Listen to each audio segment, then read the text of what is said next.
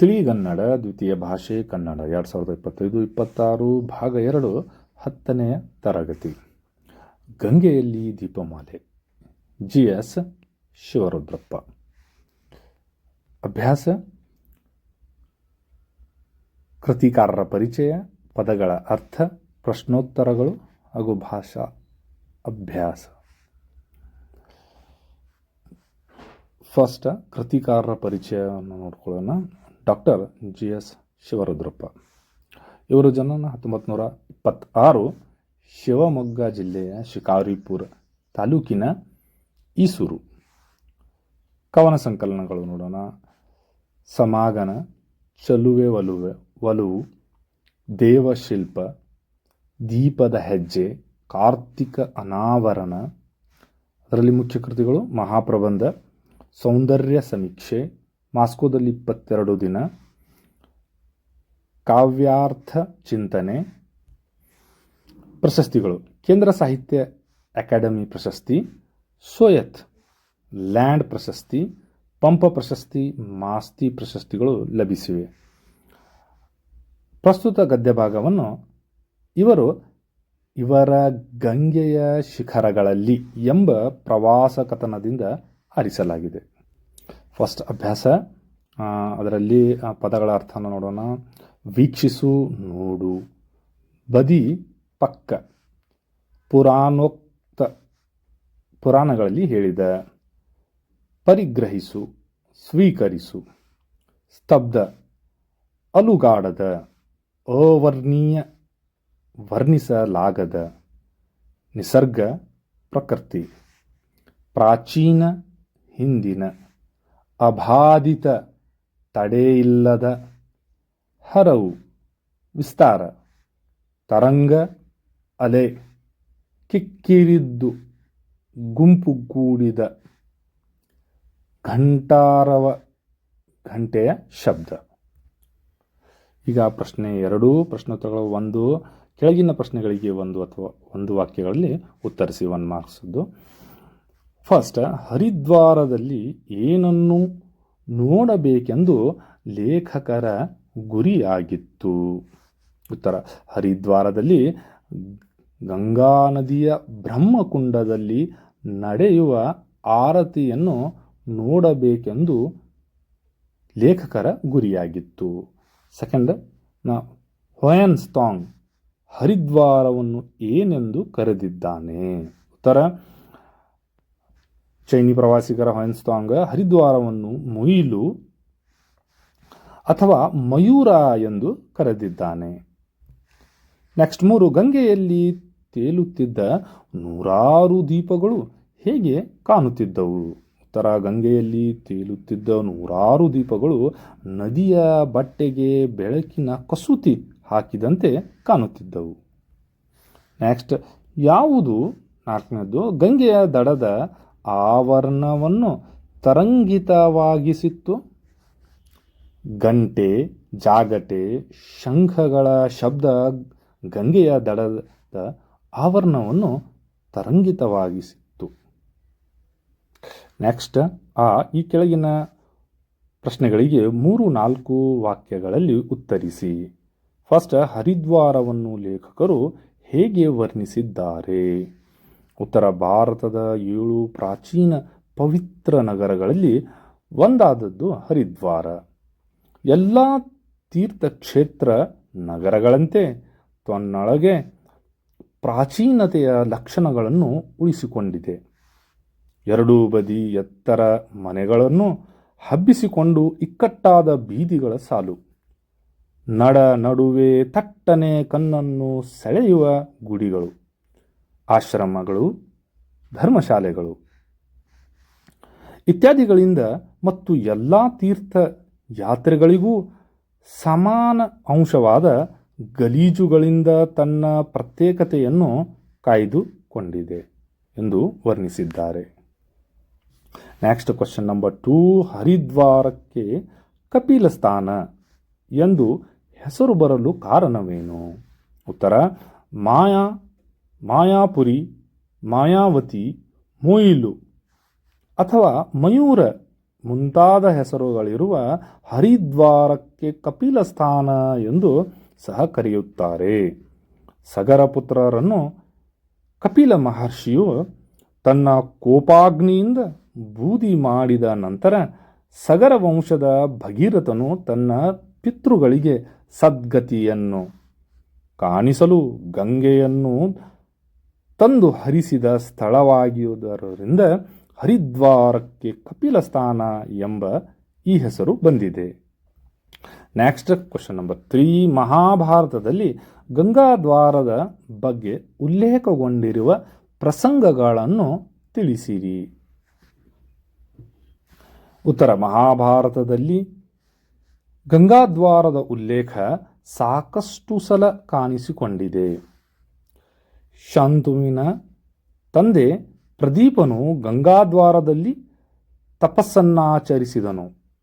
ಗಂಗೆ ಕನ್ಯೆಯ ರೂಪವನ್ನು ತಾಳಿ ತನ್ನನ್ನು ಪರಿಗ್ರಹಿಸುವಂತೆ ಅವನನ್ನು ಕೇಳಿಕೊಂಡಳು.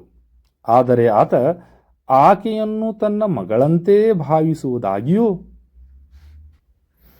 ಆಕೆ ಇಷ್ಟಪಟ್ಟರೆ ತನ್ನ ಮಗನಿಗೆ ಮದುವೆ ಮಾಡುವುದಾಗಿಯೂ ತಿಳಿಸಿದನು.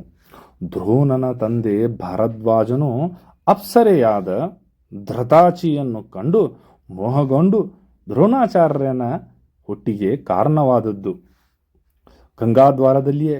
ಅರ್ಜುನನು ತನ್ನ ತೀರ್ಥಯಾತ್ರೆಯನ್ನು ಸಂದರ್ಭದಲ್ಲಿ ಕೆಲವು ಕಾಲ ಗಂಗಾದ್ವಾರದಲ್ಲಿ ತಂಗಿದ್ದನು.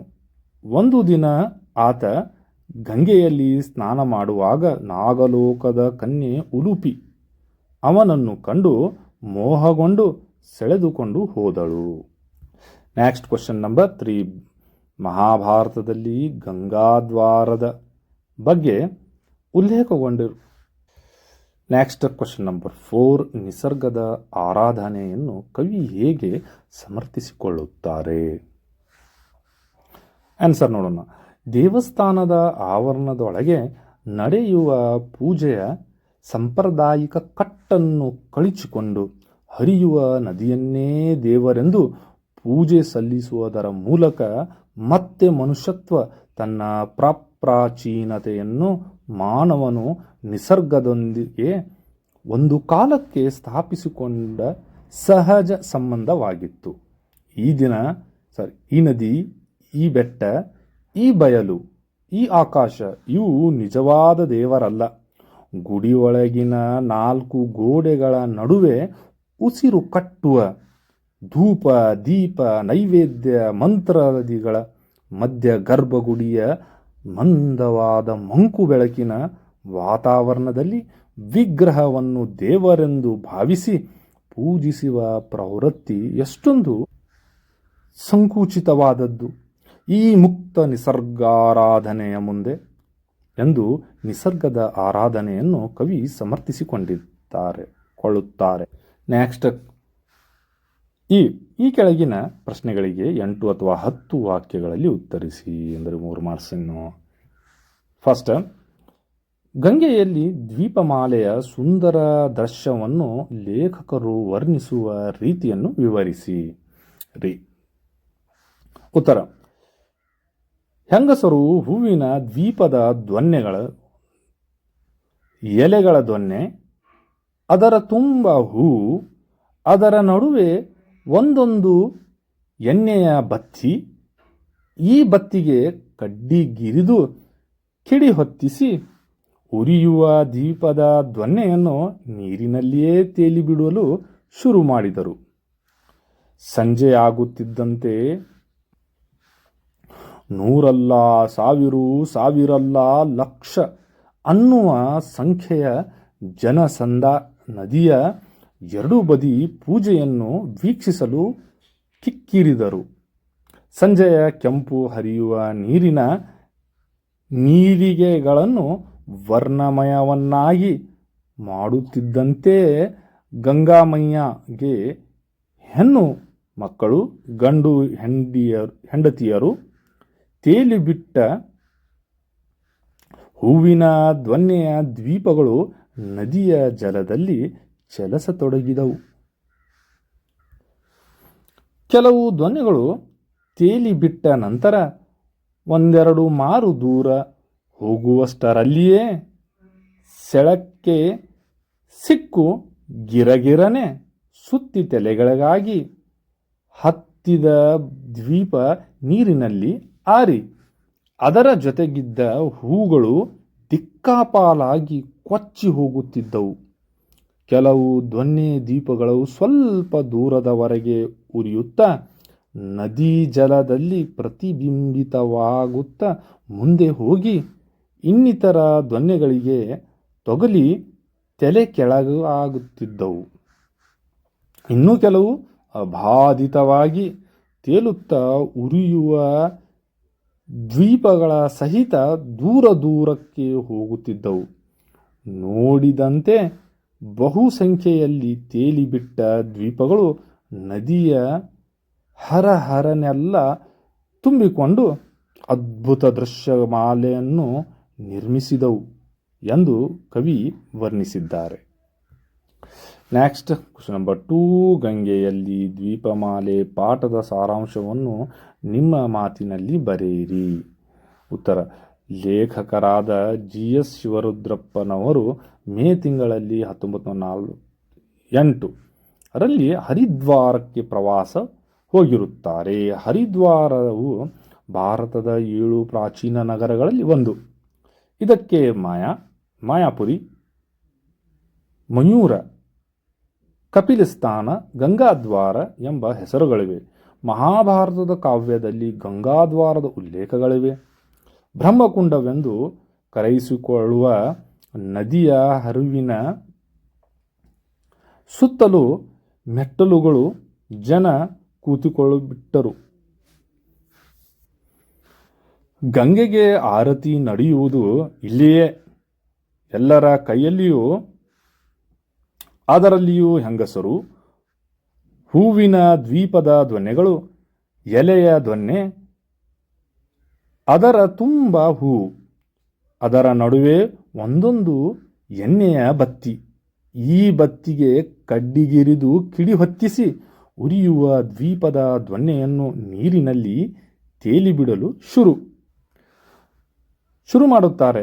ಆ ಬ್ರಹ್ಮಕುಂಡದ ಸುತ್ತ 10 ಹಲವು ಕಡೆಯಿಂದ ಉಜ್ವಲವಾಗಿ ಬೆಳಗುವ ಆರತಿಗಳು ಬಂದು ಗಂಗೆಯ ದಡಕ್ಕೆ ನಿಂತವು. 3-4 ಅಡಿಗಳೆತ್ತರದ ಆರತಿಯ ದ್ವೀಪಗಳನ್ನು ಹಿಡಿದು ಅರ್ಚಕರು ಗಂಗೆಯ ಅಂಚಿನಲ್ಲಿ ನಿಂತು ನೇರವಾಗಿ ಗಂಗಾ ನದಿಗೆ ಆರತಿಯನ್ನು ಬೆಳತೊಡಗಿದರು. ಹರಿಯುವ ನದಿಯಲ್ಲಿ ಅವರು ಎತ್ತಿ ಬೆಳಗುವ ಆರತಿ ಬೆಳಕುಗಳ ಪ್ರತಿಫಲಿಸತೊಡಗಿದವು. ಒಂದಲ್ಲ, ಎರಡಲ್ಲ, 4 ಅಲ್ಲ, ಎತ್ತರದ ದ್ವೀಪ ತೀರಗಳನ್ನು ಹಿಡಿದು ಇಡೀ ನದಿಯನ್ನೇ ಅರ್ಚಿಸುವ ಈ ಅಪೂರ್ವ ದೃಶ್ಯ ಅವರ್ಣೀಯವಾಗಿರುತ್ತಿದೆ. ದೇವಸ್ಥಾನದ ಆವರಣದೊಳಗೆ ನಡೆಯುವ ಪೂಜೆಯ ಸಾಂಪ್ರದಾಯಿಕ ಕಟ್ಟನ್ನು ಕಳಚಿಕೊಂಡು ಹರಿಯುವ ನದಿಯನ್ನೇ ದೇವರೆಂದು ಪೂಜೆ ಸಲ್ಲಿಸುವುದರ ಮೂಲಕ ಮತ್ತೆ ಮನುಷ್ಯತ್ವ ತನ್ನ ಪ್ರಾಚೀನತೆಯ ಮಾನವನ ನಿಸರ್ಗದೊಂದಿಗೆ ಒಂದು ಕಾಲಕ್ಕೆ ಸ್ಥಾಪಿಸಿಕೊಂಡ ಈ ಸಹಜ ಸಂಬಂಧವಾಗಿತ್ತು. ಈ ನದಿ, ಬೆಟ್ಟ, ಬಯಲು, ಆಕಾಶ ಇವು ನಿಜವಾದ ದೇವರಲ್ಲ. ಗುಡಿಯೊಳಗಿನ 4 ಗೋಡೆಗಳ ನಡುವೆ ಉಸಿರು ಕಟ್ಟಿಸುವ ಧೂಪ, ದ್ವೀಪ, ನೈವೇದ್ಯ, ಮಂತ್ರಾದಿಗಳ ಮಧ್ಯ ಗರ್ಭಗುಡಿಯ ಮಂದಾದ ಮಂಕ ಬೆಳಕಿನ ಆವರಣದಲ್ಲಿ ವಿಗ್ರಹವನ್ನು ದೇವರೆಂದು ಭಾವಿಸಿ ಪೂಜಿಸುವ ಪ್ರವೃತ್ತಿ ಎಷ್ಟೊಂದು ಸಂಕುಚಿತವಾದದ್ದು. ಈ ಮುಕ್ತ ನಿಸರ್ಗ ಆರಾಧನೆಯ ಮುಂದೆ ಎಂಬ ಭಾವನೆಯನ್ನು ಉಂಟಾಗುತ್ತದೆ. ನೆಕ್ಸ್ಟ್, ಈಗ ಈ ಸಂದರ್ಭದೊಡನೆ ವಿವರಿಸಿರಿ. ಫಸ್ಟ್, ಪುರಾಣ ಚರಿತ್ರೆ ಹಾಗೂ ವಾಸ್ತವಗಳ ಒಂದರ ಜೊತೆಗೊಂದು ಬಿಡಿಸಲಾಗದಂತೆ ಹೆಣೆದುಕೊಂಡಿವೆ ಇಲ್ಲಿ. ಆಯ್ಕೆ: ಈ ವಾಕ್ಯವನ್ನು GS ಶಿವರುದ್ರಪ್ಪ ನವರು ಬರೆದಿರುವ ಗಂಗೆಯ ಶಿಖರಗಳಲ್ಲಿ ಎಂಬ ಕೃತಿಯಿಂದ ಆಯ್ದ ಗಂಗೆಯಲ್ಲಿ ದ್ವೀಪಮಾಲೆ ಎಂಬ ಗದ್ಯ ಭಾಗದಿಂದ ಆರಿಸಲಾಗಿದೆ.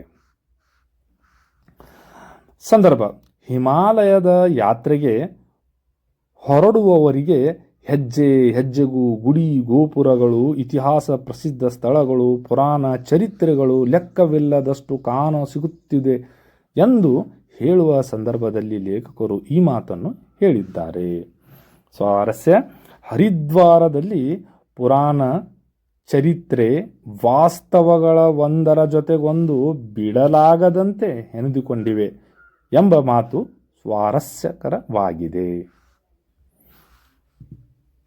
ಸೆಕೆಂಡ್ RC: ಉತ್ತರದ ಎತ್ತರಗಳಿಂದ ಇಳಿದ ಗಂಗೆ ಬಯಲನ್ನು ಪ್ರವೇಶಿಸುವ ದ್ವಾರವೂ ಇದೆ.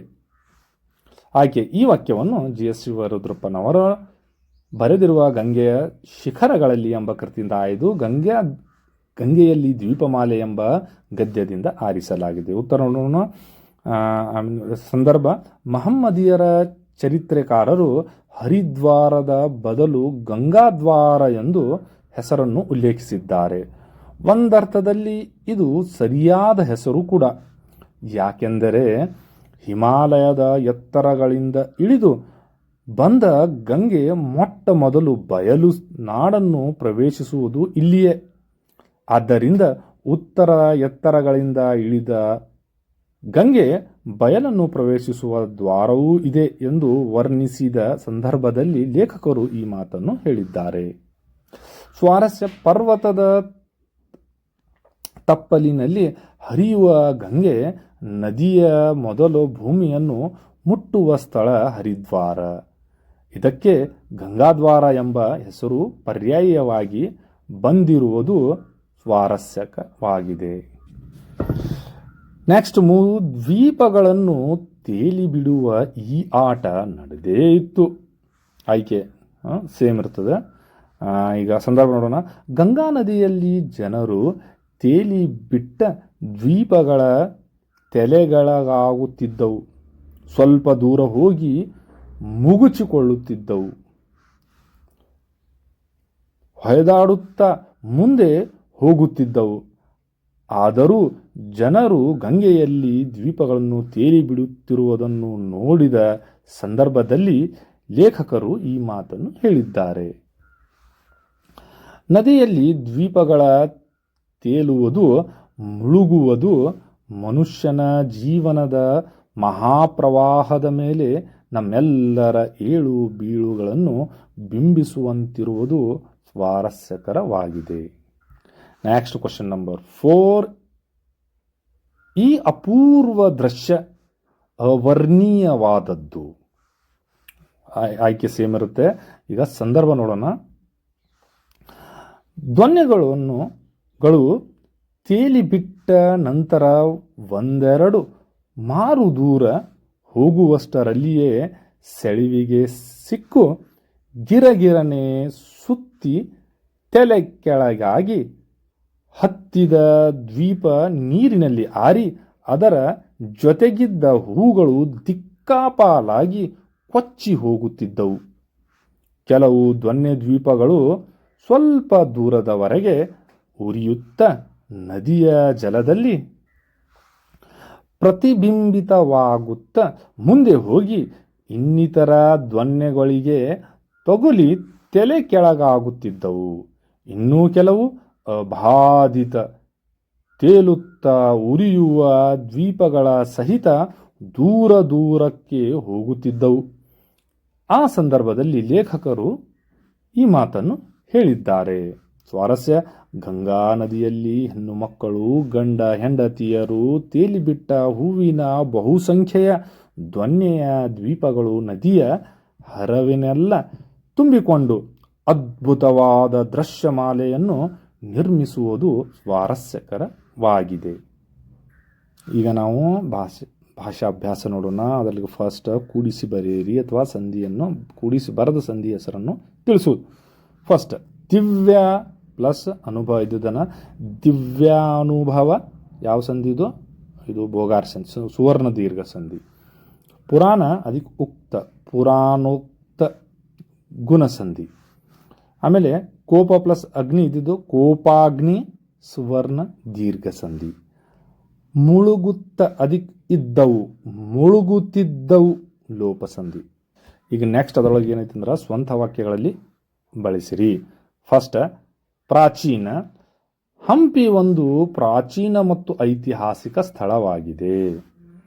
ಉಲ್ಲೇಖ: ಪ್ರಬಂಧ ಬರೆಯುವಾಗ ಸರಿಯಾದ ಉಲ್ಲೇಖಗಳನ್ನು ಬಳಸಬೇಕು. ಕಿಕ್ಕಿರಿ. ಬಸ್, ಆಧಾರ್ ಕಾರ್ಡ್ ಫ್ರೀ ಆದಾಗಿಂದ ಬಸ್ ನಿಲ್ದಾಣದಲ್ಲಿ ಪ್ರಯಾಣಿಕರು ಕಿಕ್ಕಿರಿದು ತುಂಬಿದ್ದರು. ಪ್ರವೃತ್ತಿ: ಒಳ್ಳೆಯ ಪುಸ್ತಕಗಳನ್ನು ಓದುವ ಪ್ರವೃತ್ತಿ ಬೆಳೆಸಿಕೊಳ್ಳಬೇಕು. ಏಳುಬೀಳು: ಜೀವನದ ಏಳುಬೀಳುಗಳನ್ನು ಸಮಚಿತ್ತದಿಂದ ಎದುರಿಸಬೇಕು. ಇನ್ನು ನೆಕ್ಸ್ಟ್, ರೋಮಾಂಚಿತ. ಕಾಡಿನ ಸಾಹಸ ಯಾತ್ರೆ ನಮಗೆ ರೋಮಾಂಚಿತ ಅನುಭವ ನೀಡಿತು.